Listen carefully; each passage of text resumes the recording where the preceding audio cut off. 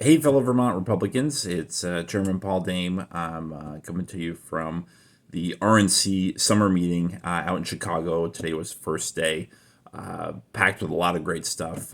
They actually asked me to serve on a panel for the chairman's luncheon. So I got to talk a little bit about some of the things that we're doing here in Vermont and had some great conversations, picked up a lot from chairs in other states that are doing some new things, trying to innovate and help their parties, whether they're in red states or blue states. Everybody is looking forward to the upcoming election. And so we had a good morning session.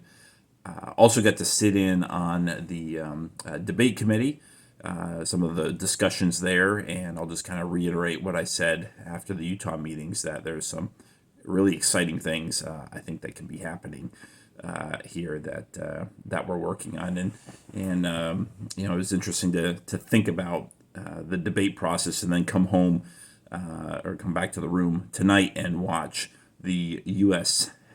House race debate for the Republican candidates that was broadcast on WCAX, and to really be reminded about how out of control some of these debates have been. I watched the entire debate.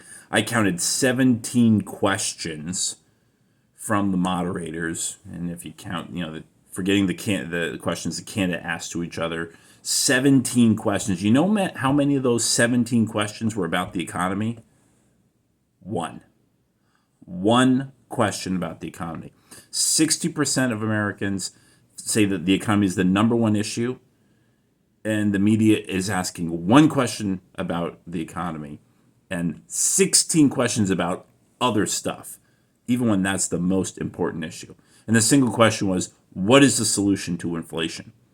There was nothing about that housing crisis that we have. There was nothing about workforce shortages, about supply chain. Instead, we featured the same old questions that our candidates have answered 3 or 4 times in other venues. Who won the 2020 election? Talk about January 6th. Talk about abortion. They added same-sex marriage.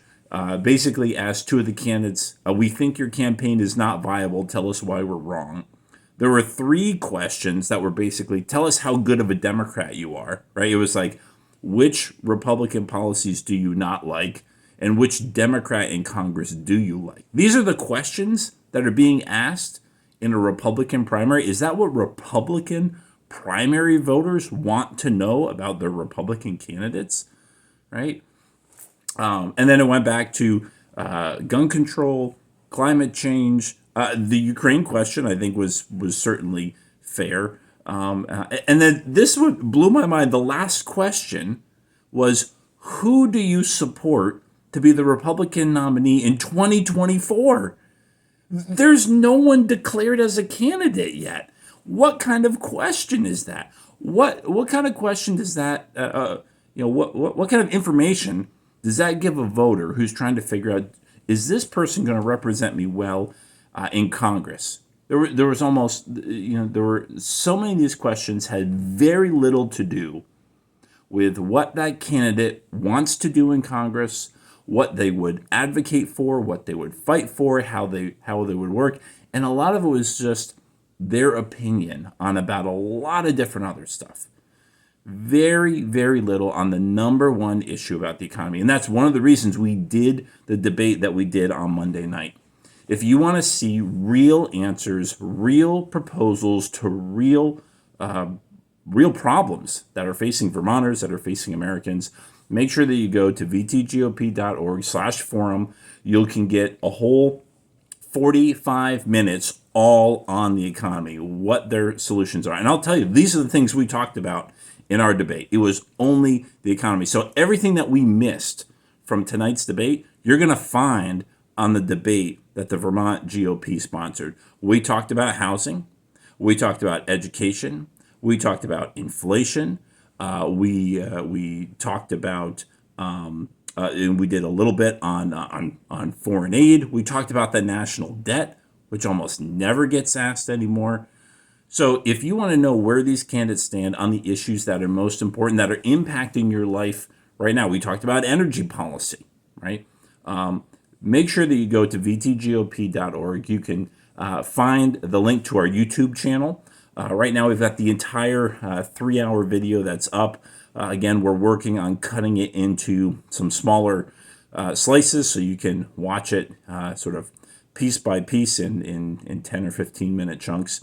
But again, this is one of the reasons that we've done this, and it reinforces to me this idea that we have allowed, we've given too much control to people who do not have the party interests and Republican voters in mind when they set up these debates and these questions. There's, again, a ton of gotcha questions, a lot of traps that are being set, questions that are being designed specifically to make Republicans look as bad as possible and get away from the issues that actually people and voters are concerned about, the issues that Republicans have really good solutions for. And instead, we're filling up a lot of time with a lot of questions that have already been asked 2 or 3 or 4 times before, and the answers haven't changed. So again, make sure you check out vtgop.org/forum.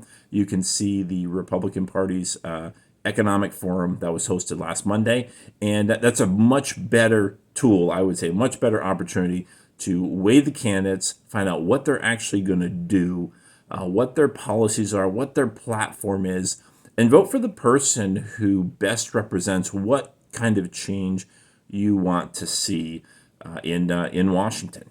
And